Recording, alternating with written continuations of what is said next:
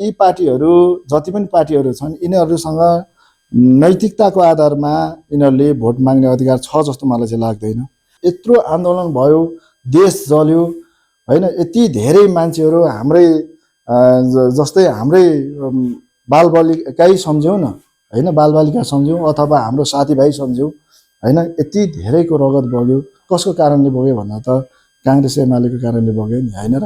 त्यो जनताले अब कुन आधारमा चाहिँ काङ्ग्रेस एमालेलाई भोट हाल्ने? माओवादी पार्टी थियो नि त, त्यो पार्टीले 17,000 त रेकर्डेड मान्छे मार्यो। त्यतिखेर सूचनाको पहुँच नपुगेको ठाउँहरूमा कति मान्छेहरू मर्यो होला? ल तपाईँले एउटा कल्पना गर्नुहोस् त।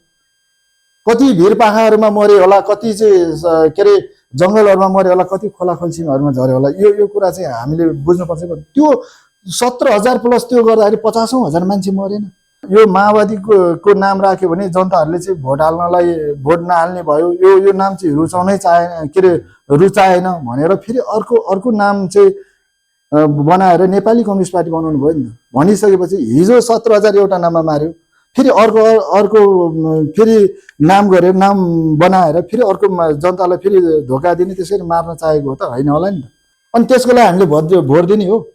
रामेछाप जनताले त्यसको लागि भोट दिने हो र? अनि त्यसमा फेरि त्यस्तै मात्र घट्छ भन्ने। अनि त्यसो अझ म तपाईँ मेरो कुरा सक्नु दिनुहोस् तपाईँले। त्यो भएको कारणले गर्दाखेरि माओवादीले त मलाई लाग्छ उसले त झन् मत माग्नै मिल्दैन। किनभने जनताको छोराछोरी त्यो रगत पसिना त्यो रगतको उसलाई पाप लाग्छ। यदि भगवान छ भने उसले त्यसको भागीदार हुनुपर्छ भन्ने मान्यता राख्छु है म चाहिँ।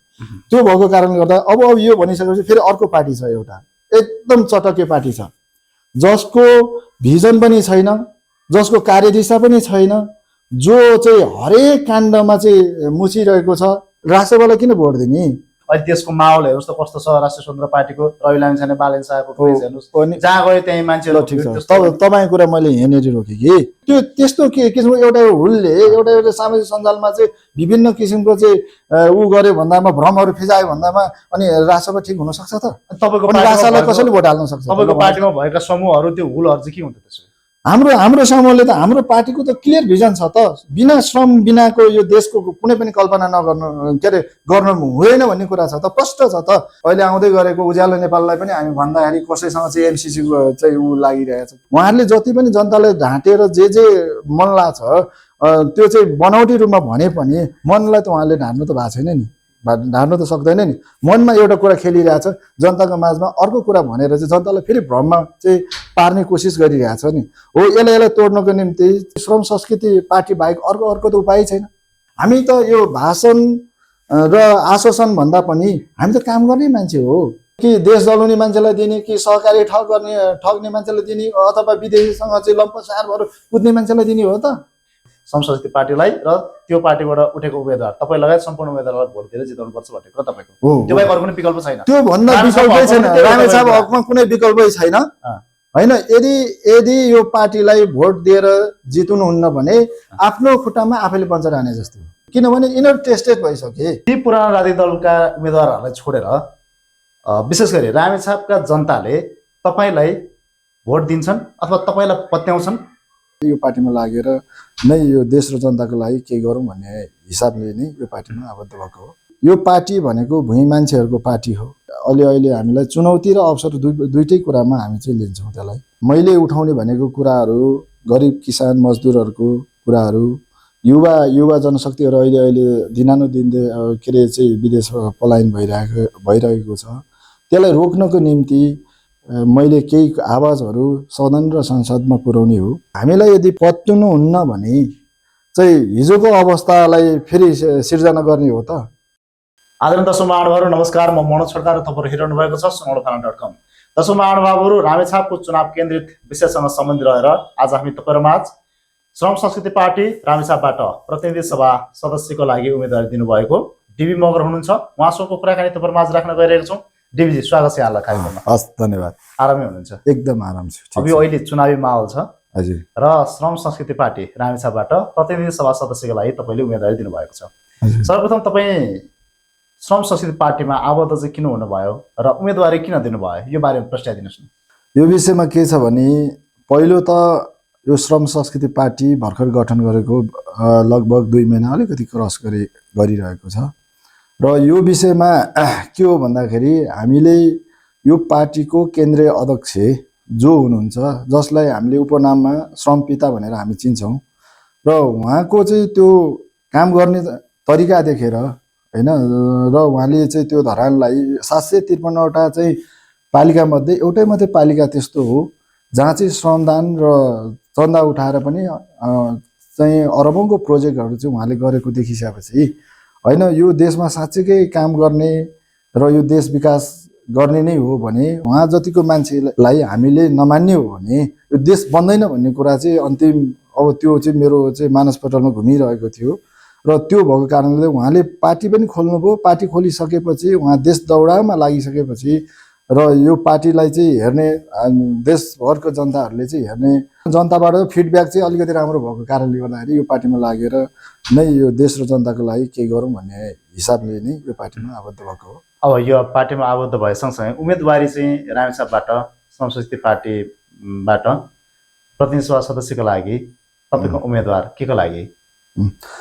यो के को लागि भन्दा पनि एउटा कुरा के छ भन्दाखेरि हिजोदेखि चाहिँ जति पनि दलहरूले झुटा आश्वासन दिने, झुटा आश्वासन बाँड्ने र चाहिँ जुन जनजीविकाहरू त्यहाँको मजदुर किसानहरू, त्यहाँको उद्यमी व्यवसायीहरू, त्यहाँ गरिखाने वर्ग समुदायहरूलाई चाहिँ व्यवस्था गरेर जुन कुरा उहाँहरूले चाहिँ अब जसरी अहिले जुन हामीले अहिले सोच्दै गर्दाखेरि यो स्टुडियोमा आएर केही कुरा गर्दै गर्दाखेरि चाहिँ के भयो भन्दाखेरि देश र जनताले चाहेको र जनसमुदायले चाहेको जस्तो चाहिँ अलिकति व्यवहारहरू उहाँहरूले नदेखाएको कारणले गर्दाखेरि यो एउटा जेन्जिया एउटा आन्दोलन भयो। आन्दोलनबाट चाहिँ देशमा ठुलो उथलपुथल भयो, देश दुर्घटना भयो र देश दुर्घटना भइसकेपछि यसलाई केही न केही सम्हाल्न त पर्छ होइन। यसलाई कुनै न कुनै एउटा व्यक्ति खाँचो छ भन्ने हिसाबमा चाहिँ हर्क साम्बाङ हाम्रो चाहिँ श्रमपिता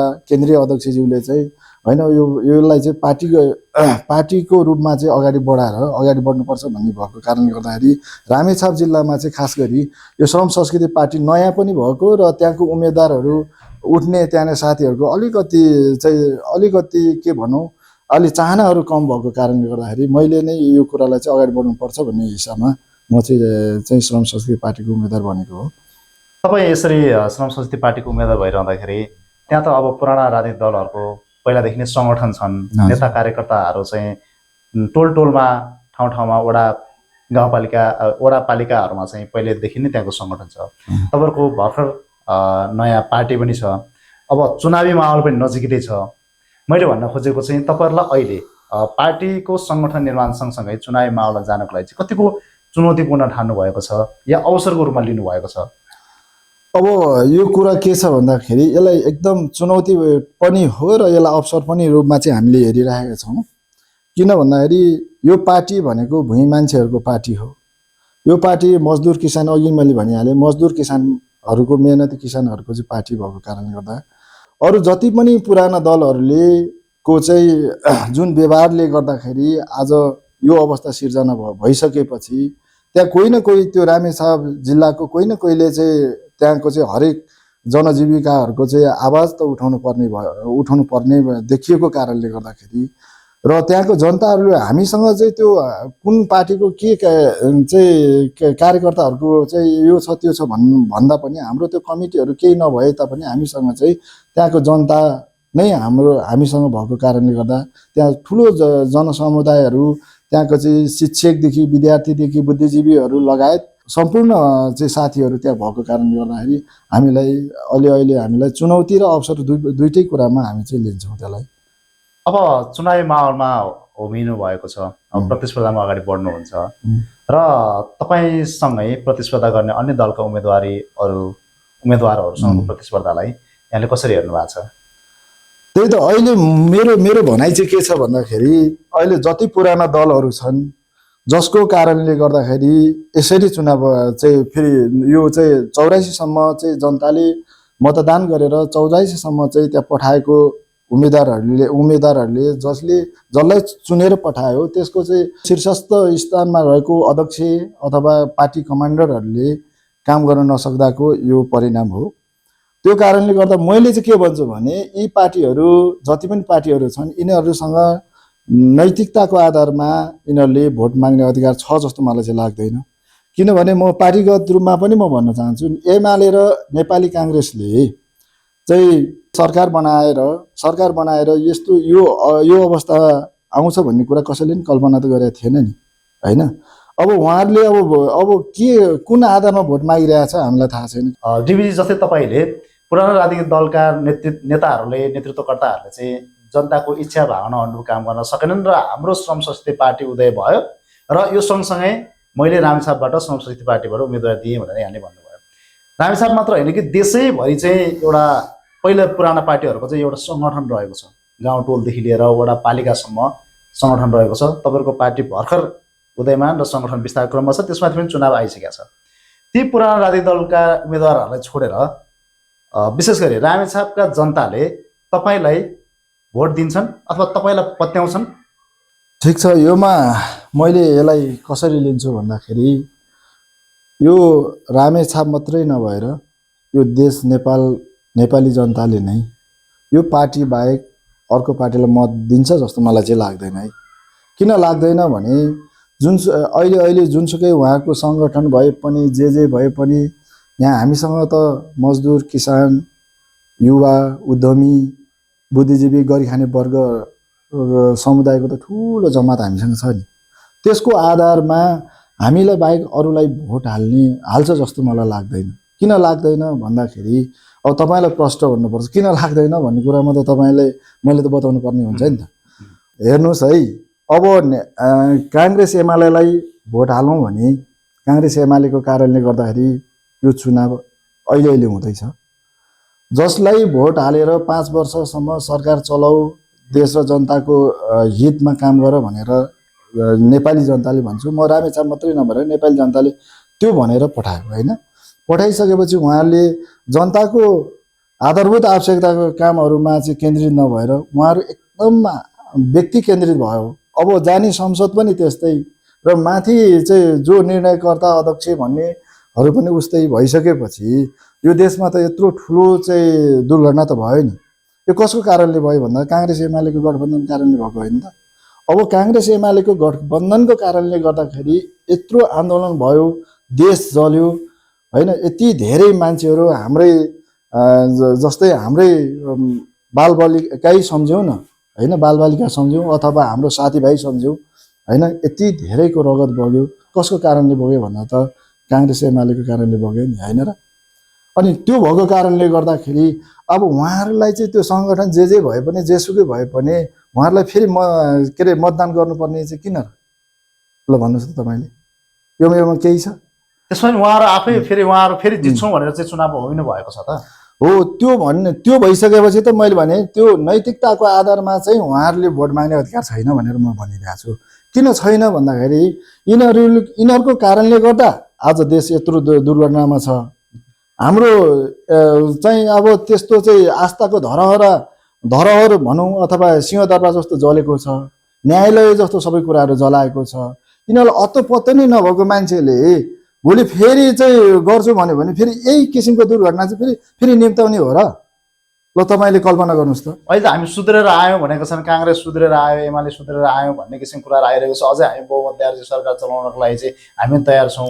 अब यो नयाँहरूले केही पनि गर्न सक्दैन। यो नयाँहरू भनेको चाहिँ अहिले सामाजिक सञ्जालमा स्ट्याटस लेख्ने, अनि त्यस पछाडि चाहिँ यो चाहिँ सामाजिक सञ्जालमा मात्र आएका हुन्, यिनीहरूले चुनाव जित्दैनन्, यिनीहरूले हार्छन्, जित्ने भनेको हामीले नै हो भनेर कम्मर कसेर लागिपरेका छन्। हो, यही कुरामा मैले तपाईँलाई भन्नु खोजेको कुरा, मैले जोड्नु खोजेको कुरा के हो भन्दाखेरि उसो अनि सुध्रेको हो भने आज केपी ओली नै हुनुहुन्छ होइन त, के अरे एमालेको अध्यक्ष हो, एमालेको अध्यक्ष महाधिवेशनबाट उहाँ नै हुनुहुन्छ नि त। उहाँकै कारणले गर्दाखेरि यो देशमा दुर्घटना भएको कुरा थाहा छ होइन, छ कि छैन? ल भन्नु त हजुरलाई। हामी सबै नेपाली जनताले यो त हेरेर बसेको छ नि, चर्लङ्ग छैन र? अनि जसको कारणले गर्दा यो देश यो अवस्थामा पुग्यो त्यही मान्छेले फेरि भोलि बनाउँछ भनेर चाहिँ गाउँमा जनतालाई चाहिँ फेरि चाहिँ विभिन्न किसिमबाट चाहिँ फेरि भ्रम फिजाएर फेरि भोट माग्ने उनीहरूसँग के को अधिकार छ त? नैतिकमा अधिकार छ? आन्दोलनमा घुसपेट भयो चाहिँ आगजनी गरेको चाहिँ जेनजीले गरेका होइनन्, अरू नै मान्छेहरू अरू नै घुसपेट भएर चाहिँ यस्तो विध्वंस भयो भनेर भन्ने। उसो अनि सरकार भनेको त्यस्तो हो, घुसपेट के हुँदैछ, आफ्नो जनता माझमा के हुँदैछ भन्ने कुरा त्यो कुरा थाहा पाउनु पर्दैन। भनेपछि तपाईँहरूको प्रतिस्पर्धा पुराना राजनीतिक दलहरूसँग हो र उहाँहरूलाई तपाईँहरूले हराउन सक्नुहुन्छ अथवा चाहिँ तपाईँहरूको जित पक्का छ भन्ने तपाईँ विश्वस्त हुनुहुन्छ? मैले त अझै यो मात्रै भनौँ, यो मात्रै होइन, मैले त अझै यो काङ्ग्रेस एमाले मात्रै होइन है, तपाईँले फेरि गलत बुझ्नु होला। मैले यो चारवटै पार्टी जुन चाहिँ काङ्ग्रेस एमाले रासपा माओवादी यी कसैले पनि जनता माझमा गएर भोट माग्ने अधिकार छैन। म अहिले त माओवादी छैन, नेपाली कम्युनिस्ट हो छैन भने छैन भन्दाखेरि नि यसको इतिहास हेरौँ त। यो हिजो के नाममा चाहिँ जनताहरू त मारे नि त। जस्तै मैले भनेको कुरा के हो भन्दाखेरि 17,000 त रेकर्डेड मान्छे मार्यो। त्यतिखेर सूचनाको पहुँच नपुगेको ठाउँहरूमा कति मान्छेहरू मर्यो होला ल, तपाईँले एउटा कल्पना गर्नुहोस् त। कति भिरपाखाहरूमा मर्यो होला, कति चाहिँ के अरे जङ्गलहरूमा मर्यो होला, कति खोला खल्सीहरूमा झऱ्यो होला। यो कुरा चाहिँ हामीले बुझ्नुपर्छ। त्यो 17,000 प्लस त्यो गर्दाखेरि 50,000 मान्छे मरेन। 50,000 मान्छे मरेर के अरे बनेको त्यो नाममा, माओवादको नाममा बनेको पार्टी अहिले फेरि यो पार्टी यो नाममा त अब जनताले हामीलाई भोट हाल्दैन, जनताले यो नाम गरेकै हामीलाई चाहिँ तिरस्कार गर्ने भयो। त्यो कारणले गर्दा हामी नयाँ पार्टी खोल्ने भन्ने कुरा गरिरहनु भएको छैन के अरे अहिले नेपाली कम्युनिस्ट पार्टीको चाहिँ अध्यक्षले। यदि त्यो हो भने फेरि के जनताको छोराछोरी फेरि मार्ने हो त अर्को नाम गरेर? अनि त्यसको लागि हामीले भोट दिने हो? रामेछाप जनताले त्यसको लागि भोट दिने हो र? अनि त्यसमा फेरि त्यस्तै मात्र घट्छ भन्ने। अनि त्यसो अझ म तपाईँ मेरो कुरा सक्नु दिनुहोस्। तपाईँले के हो भन्दा अहिले के अरे हिजो अब त्यो नाममा त्यसरी मार्यो मान्छे होइन, त्यो मारिसकेपछि फेरि अर्को नाम गरेर फेरि मार्न खोजिरहेछ नि। त्यस्तो खाले हिजो गरेको त्यो व्यवहार, त्यो नाममा मारेको त्यो सिद्धान्त, त्यो हरेक कुराहरू छ नि। अनि त्यो कुराले जनतालाई अहिले पनि भ्रम फिजाएर त्यो भएको कारणले गर्दाखेरि माओवादीले त मलाई लाग्छ उसले त झन् मत माग्नै मिल्दैन। किनभने जनताको छोराछोरी त्यो रगत पसिना, त्यो रगतको उसलाई पाप लाग्छ। यदि भगवान छ भने उसले त्यसको भागीदार हुनुपर्छ भन्ने मान्यता राख्छु है म चाहिँ। त्यो भएको कारणले गर्दा अब यो भनिसकेपछि फेरि अर्को पार्टी छ, एउटा एकदम चटके पार्टी छ, जसको भिजन पनि छैन, जसको कार्यदिशा पनि छैन, जो चाहिँ हरेक काण्डमा चाहिँ मुछिरहेको छ होइन। तर पनि जनताहरू चाहिँ किन चाहिँ उसको पक्षमा चाहिँ कसरी उफ्रिएको छ भन्ने विषयमा चाहिँ मलाई एकदमै अप्ठ्यारो लागिरहेछ क्या। राष्ट्रिय स्वतन्त्र मैले राष्ट्रिय स्वतन्त्र पार्टी कुरा गरिरहेको छु।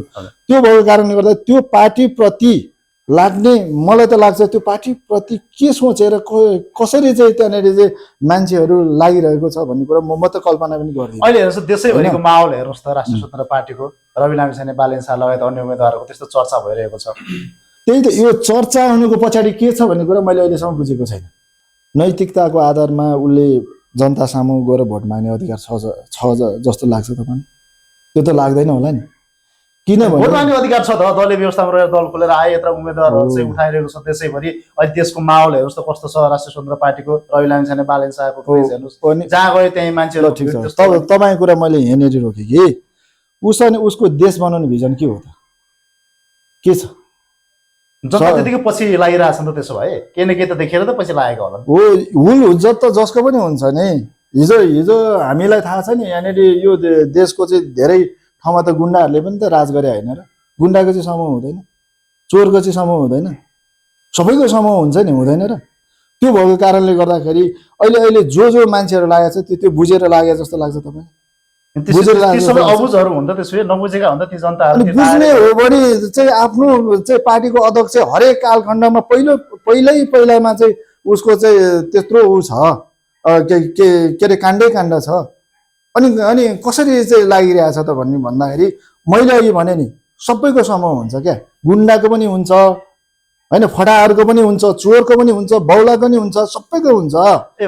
त्यो त्यस्तो के किसिमको एउटा हुलले एउटा सामाजिक सञ्जालमा चाहिँ विभिन्न किसिमको चाहिँ ऊ गर्यो भन्दामा, भ्रमहरू फिजायो भन्दामा अनि रासपा ठिक हुन सक्छ त? तपाईँको रासपालाई कसैले भोट हाल्न सक्छ? तपाईँको पार्टीमा भएका समूहहरू त्यो हुलहरू चाहिँ के हुन्छ त्यसो?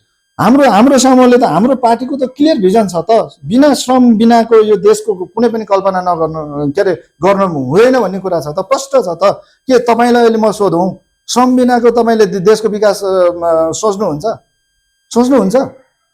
अनि सोच्नुहुन्न भने जसले मैले अघि नै भने नि, जसले आफूले पहिला काम गर्यो, उहाँले केमा काम गर्यो भन्दाखेरि प्रकृति जोगाएर काम गर्यो, संस्कृति जोगाएर काम गर्यो, प्रविधिको क्षेत्रमा काम गर्यो हैन।